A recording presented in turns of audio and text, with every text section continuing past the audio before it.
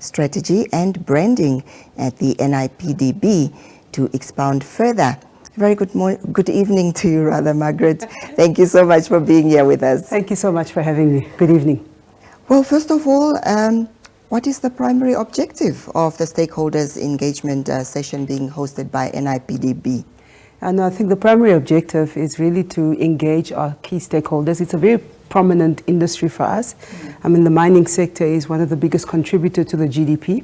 And we've noticed that many times the queries we get is around how does the NIPDB support our businesses? And we've got a whole one-stop center at NIPDB that provides investor services to different investors. And the mining companies are already investors in the country. So it's services to help dovetail the work that they are doing, to help them to ease the way they do business in Namibia, to facilitate, licensing, etc., through the one-stop center, and really making it a seamless operation for them.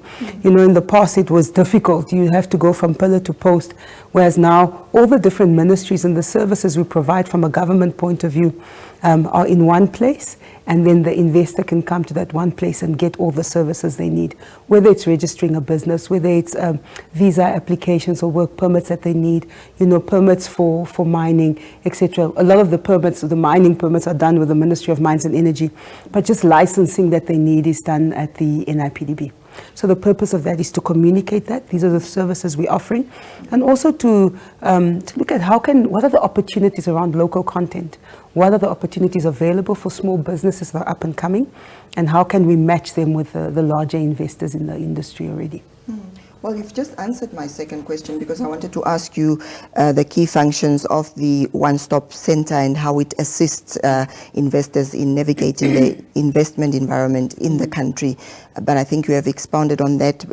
Let's talk about the attendees, what they can expect in terms of the format and the structure of this event. I mean, will there be panel discussions, presentations, or networking opportunities just like at other gatherings such as this one, or is it going to be any different? Yes, certainly. We are going to have different discussions. There's a presentation format that we've put in place, and to give information.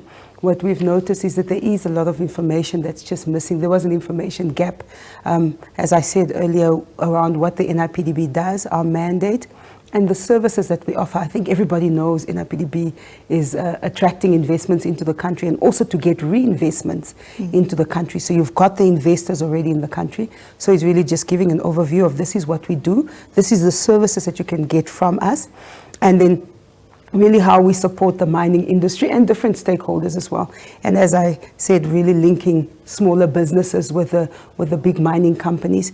The Ministry of Mines and Energy this afternoon in the Chamber of Mines, in collaboration with the NIPDB, we launched a database, a local content database. It's really saying, okay, from an industry point of view, you've got these products that can easily be made in Namibia. And how do we tie that into people that have the necessary skills, are able to set up businesses to meet that need in the market? So the database has been launched to just showcase from an investor point of view, or the companies that are currently the mining sector companies that are invested in Namibia. These are the products that we need. We don't need to import them anymore if they are Namibians that can make these products that are easy to be made in the country based on the expertise that we have in locally. So we're matching those. And then we are offering B2B meetings where there are investors that want to engage the NIPDB on potential investment opportunities in the country. There are those B2B sessions as well that are being organized. So come to the pavilion, to the NIPDB pavilion for all the investors out there, and then there are opportunities to engage with our team members. Right. So let's talk about the long-term goals of the NIPDB in relation to the mining sector. I mean, how do these goals align with the event's objectives? If you look at our long-term goals, is that our mandate is to attract investments. Why do we need investments? One is to diversify our economy as a country, and from that diversification, we'll see that employment creation will automatically happen. It's like we were discussing it actually the other day at the office, like don't put all your eggs in one basket. Right. And so we want to expand our basket in terms of what is offered in the country. And as from an employment point of view, it also really expands it, that we can create quality employment opportunities for Namibians. If my gift set is in this area, I should be able to have a job and in a meaningful industry to build my resume. So for us, it's really the long-term objective. It's not only the mining industry. We are targeting different industries. We are making sure that we start at home. We make sure at home is taken care of, at home understands where we meet each other. And it's, as we say in business, you want to grow the business, but you also want to retain the clients that you already have. And so from our point of view, it's really retaining the investors that are there and also seeing some reinvestment, the more services we are offering to our investors in the country. Well, Margaret, let me thank you so much for sharing this information with us. Certainly hope that many of your stakeholders will be there to get more information at that event. Thank you. We hope so too. Thank you. Well, that is, of course, Margareth Gustavo, who is the Executive Director, Strategy and Branding from the NIPDB, and she has been talking to us about the NIPDB's Mining Expo and Conference, which will be taking place today and tomorrow.